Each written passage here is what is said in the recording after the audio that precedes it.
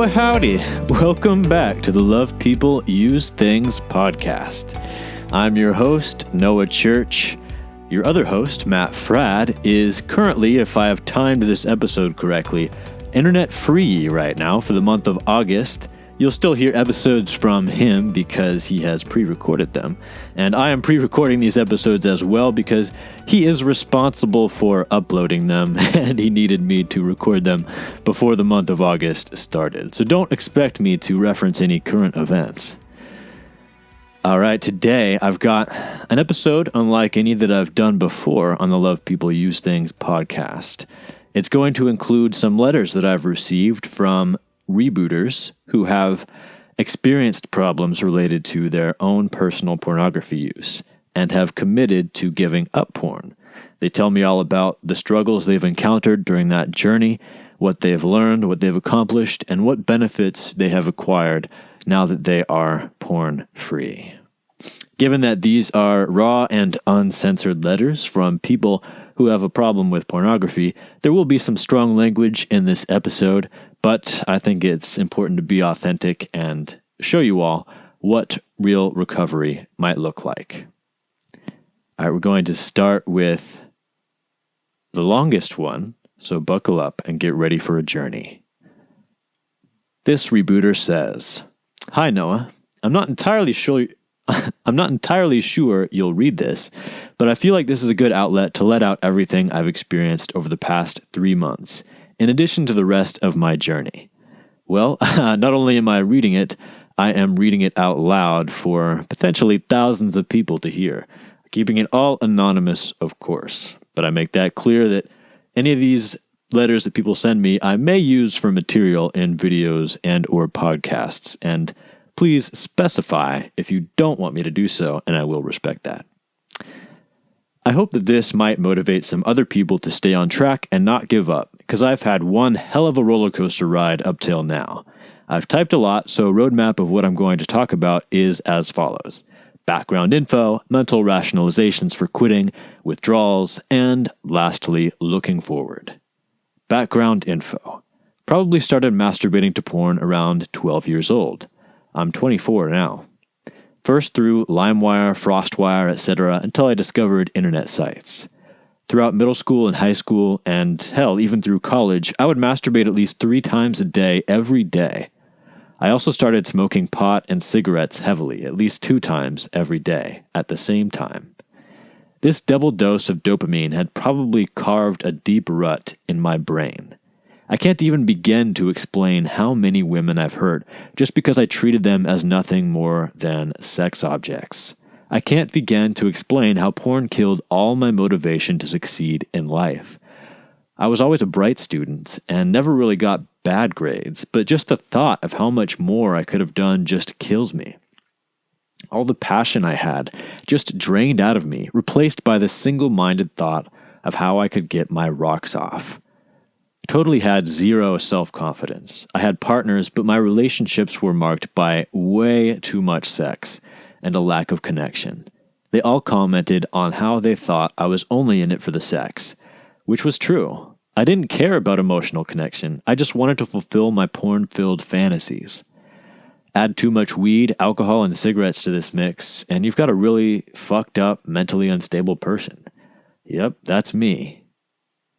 This is something I hear so much, and it's something that is backed up by research over the past decades about how pornography, especially consumed consistently, trains us to think differently about relationships and sex, to divorce sex and physical intimacy from emotional intimacy, to think of partners as more means towards sexual satisfaction than individuals with whom we can have a beautiful, loving, bonding experience with.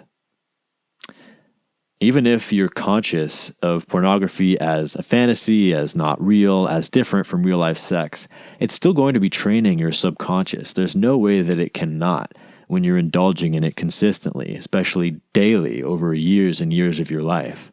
For this individual, half of his life, since he was 12 till he's 24 now. He says, I had learned about the NoFap community in 2015. It's June 2018 right now. but was under the impression that masturbation was the problem, not porn. That all changed when I read Carrie Wilson's book, Your Brain on Porn, just a week before I graduated college in 2016. Excellent book. I can recommend it to you all. There's a new edition out as of late last year that has updated science and information, things that we've learned in the last few years. The audiobook version is also quite the treat because I am the narrator, so go check that out. I think you can get it for free if you sign up for Amazon Audible. It'll allow you to get one free book on your first month. It was this year that I gave up weed and alcohol. I had already quit cigs at this point. I used to think that... Oh, wait. Let me go back. Cut that. Edit that. For the next year, I tried unsuccessfully to give up porn, but I rationalized its use one way or another. It was this year that I gave up weed and alcohol. I had already quit cigs at this point. I used to think that the problem was just the weed, but after being sober for a number of months, I realized that it was the porn. It always has been. My first streak of 90 days, it was the first time I'd gone longer than 30 days, happened more than a year after I pledged to quit porn forever. See, he didn't give up. Over a year of making promises to himself and breaking those promises, he still didn't give up. And eventually he made it. He says, and even in that streak, I still slipped every week or so, pulling my favorite porn site for a few seconds before feeling guilty and shutting it down. I definitely edged every so often as well. Regardless, at the end, I felt great at how far I had come, but still pretty shitty because I was still in withdrawal. My first 90-day record was at the turn of the year, 2017 and 2018. I was about to start my master's degree in January, so I was pretty excited that I was recovering and wouldn't have a repeat of my pot and porn-filled undergrad. But I relapsed. Just 2 weeks after I started, I PMO'd, which led me to smoke pot, which led me to relapse. I had failed yet again and was doing pretty much the same shit I was doing in undergrad. In March 2018, I just looked back at the reasons I was able to achieve a 90-day streak last time and vowed to do the same again. I'll go over the reasons in a bit. And here I am, 94 days later, with just one slip. In case anyone is curious, I went hard mode, which means no masturbation or sexual contact. How I made it this far. Having failed so many times, I'm actually quite surprised I made it more than a couple of days or weeks. Porn has been an integral part of me basically since adolescence. What finally kicked it for me was realizing the terrible extent to which it had affected me and sincerely wanting to quit. I quite literally ruminated over its destructive potential in my life for the first couple of weeks to convince myself that it was the right choice. I looked back to the reasons I was able to quit cigs and alcohol, which is nothing compared to HD porn, by the way.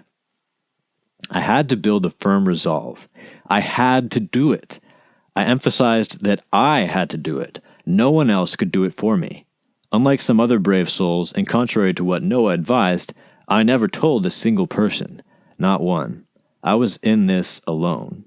I truly had to change by myself. I felt too ashamed to tell anyone. Anyways, I thought that sitting myself down and being honest were more helpful than watching all the benefits of no-fat videos on YouTube, although those were a great start. You pretty much have to do this multiple times in a day to really fight through the worst of it. It's a simple thing, but absolutely critical. Yeah, this gentleman was on his own journey, and he decided that he was going to do it alone and not tell anybody. Now, I'm not sure how he's doing now, if he's still on this same streak or if he's had further struggles. But I do recommend that if you continue to find yourself struggling, that you think about opening up that door, allowing someone else in, being vulnerable with them, talking with someone and letting down those walls. And it can really feel like weight just slipping off your shoulders when you do that and someone recognizes you for who you really are and accepts you and loves you. It's a pretty awesome feeling. Withdrawals. Ah, yes, the dreaded withdrawals. Just the experience of moving through this nightmare of withdrawals by itself is almost enough to not want to relapse yet again. Because if you do, you're going to go through withdrawal again and again and again and again.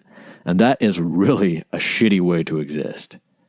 Anyways, I experienced pretty much everything people have reported on online platforms except the dead dick. I had this maybe for like a day or two. Aside from that, I've had migraines almost every day for 95% of my journey. They would strike any time of day, lasting for at least an hour, and sometimes as long as 8. Usually, I just have to suffer through them, but I've found that going outside and keeping my mind distracted definitely helps shorten their duration. Extremely poor sleep quality.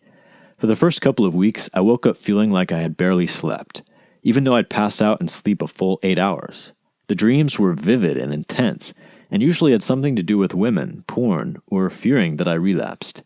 Yes, I dreamed that I would relapse, only to wake up and realize I hadn't.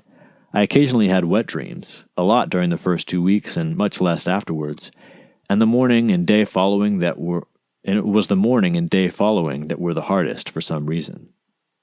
Yeah, I can't tell you how many dreams I had when I first started this journey about relapsing. You feel so bad in the dream, then I would wake up and just feel so relieved that it wasn't real. And it happened many, many times in the first few months of my journey. And it's pretty common, as I've spoken with others who have gone through the same thing. He says, I was very irritable. Common things like people clapping, sniffing, clearing their throat, etc. would get me so mad, I would burn up for no good reason. I became obsessive. I would think about events, things people had done, things I wanted to say, over and over on repeat. I could easily obsess over one thing for 3 or 4 hours. I still do this, though to a lesser extent. I know this is tied to porn somehow because what I obsess about usually has something to do with an attractive woman. I was constantly in a depressed mood. This is still here. I felt like shit. I talked about myself, cried, wanted to isolate myself, lack of self-confidence, ate junk food, and had unexplained aches and pains throughout my body. Sometimes I had no feeling at all. I wished I felt something, but I didn't feel anything at all, just meh. I had a total lack of focus. I just couldn't focus on the task at hand to save my life. Totally checked out, a space cadet. Looking forward. I still experience many of the symptoms I described above, albeit less often. More pronounced now is just feeling meh. Looking back, I feel an overwhelming sense of remorse. I have hope that I can overcome this addiction, but putting in the effort really sucks. All the superpowers people report have somewhat kicked in, but I think that's just our bodies becoming normal again. Physically, I feel great. No doubt about that. I can easily strike up a conversation and end it at will without feeling any awkwardness. All those benefits people report in terms of energy, confidence, and girls sensing you has come true, but mentally, things are still pretty desperate. I'm still haunted by all the terrible things I have done to people because of my addiction. Given how early I developed an addiction, I'm not really surprised. It will take a lot longer than 90 days to heal, I fear, but it's necessary. I'm looking forward to the point where I can say I've overcome myself. But to get there, I will need to stay committed and suffer through whatever it takes to get there. One thing is for sure, there is no way in hell I'm going to go through this shit again. And that's the end of his letter. As you can tell, this individual is still in his journey, as we all are throughout our lives, but he is still in the thick of it. He's gotten past 90 days with hardly any slips, and he is really starting to make good progress. But he is still not fully healed, and I don't think that he has found his new normal yet. He still describes feeling a lot of those withdrawal symptoms, and those should fade after long enough. You know it's probably withdrawal symptoms if they only come about after you quit porn and leave it behind. And in that case, they should all be temporary. And if they last longer than, well, honestly, I've seen them last as long as a year or even longer. But if you start to worry that it's something else besides withdrawal symptoms, then don't be afraid to go to a medical professional and make sure that it's nothing else going wrong. However, I hope that you, sir, continue along this path and never have to, as in your words, go through this shit again. What I really like about this man is that he never gives up. He always tries to learn from his mistakes and his slips and his falls, and he gets back up, he dusts himself off, and he keeps on moving forward. And he's not going to give up, I can tell. All right, our next rebooter sends a letter. He says, I've been addicted to porn since I was 12. Although I don't usually watch hardcore porn, if you consider anything you use for masturbatory purposes porn, I've been using it for a very long time. Mostly I've used social media pictures of girls I know and their friends. I know it's gross to sit and think perverted things about people you know and interact with, but that's what I often do. There's this one girl I know, absolutely beautiful, 10 out of 10, the most attractive person I've ever met in my life.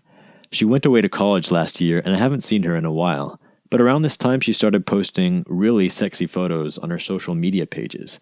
It was incredible. You can't even imagine what it was like to see the most physically perfect girl I've ever met suddenly start showing herself off like that. I had been trying to quit masturbating ever since I started, but around this time, I basically gave up. I masturbated to her endlessly for months. I had all sorts of dirty fantasies about her, stuff I'm sure she wouldn't enjoy in real life. But I kind of justified it to myself because, she's posting all these sexy lingerie pics online. She must want people to jerk off to her. Now I think that they mostly post pictures like this for other girls to see, so that they can tell each other how good they look. But that's just my theory. Either way, I'm sure she wouldn't enjoy knowing the stuff I was thinking about her. Well, she's back in town, and I saw her again the other day. Noah, I was shocked by the experience. I've been watching your videos and other videos like yours, trying to convince myself to kick porn once and for all, trying to see women as people again. I had no idea how much of an effect porn had had on me, but I realized that I had completely forgotten she was a human being.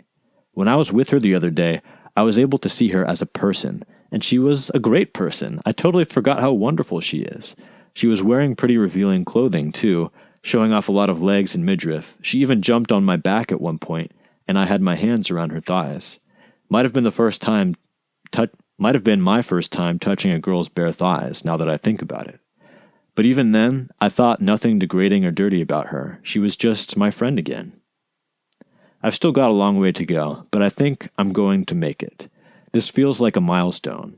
It feels so good to not be obsessed with sex. Really, we wouldn't even be compatible romantically, and so I'm not interested in sex with her. I'm just happy to be able to be around her and not see her as a sex object. I'm getting better, I know.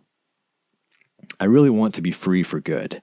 The thing I try to make myself remember, the thing I repeat to myself in the shower later is, I will never regret not masturbating. I'll never be sitting on my deathbed thinking, I wish I had given in to my urges to jerk off more often. Thank you for the letter, my friend, and for sharing your experience. It's truly amazing when we quit and start to realize how porn has trained us to dehumanize people and to think of people as sexual objects. And it's really so much more fulfilling to rediscover the beauty in other people that's apart from their sexual attractiveness, and just be able to recognize the wonder of another cool human being and enjoy their company. All right, let's do one more letter, shall we? This gentleman says, Hi Noah, how's it going? Since 2013, I discovered your blog and got in the battle to overcome PMO. Well, I actually didn't have a website until 2014. Didn't even know what PIED or porn addiction was until 2014, so perhaps you discovered your brain on porn at that time, which is not my website, but an excellent resource. He says, It's been a really rough journey with a lot of relapses and doubts. This year I committed to end this, and so I'm taking it as seriously as I can. Right now I am at day 84. Did some edging and saw some bad stuff here and there, but tried my best to go through each day. I've been struggling with other issues in my life as my career, being graduating in advertising. I always wanted to be an illustrator, and so I tried to pursue this in 2013, but something was missing. I was always too tired and scared to do most of the things I needed to do. I let PMO take over my days, made it ruin my relationship. I became lazy, frustrated, and depressed. I can remember the days I would just lay on my bed all day because I didn't want to live the life that was given to me. Something deep in me was wrong, and so I began my journey. I read your book, listened to podcasts and YouTube channels. Right now I know that PMO was not the problem, but the symptom.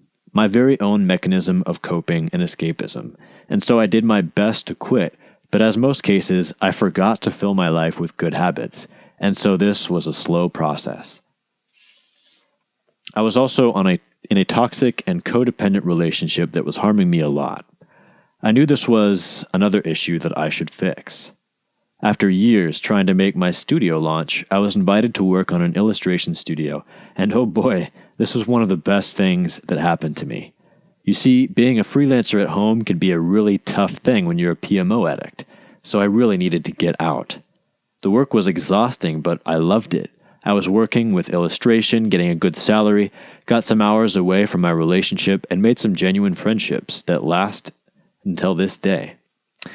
After some months, I came to the conclusion that I could not help my relationship anymore and should end it.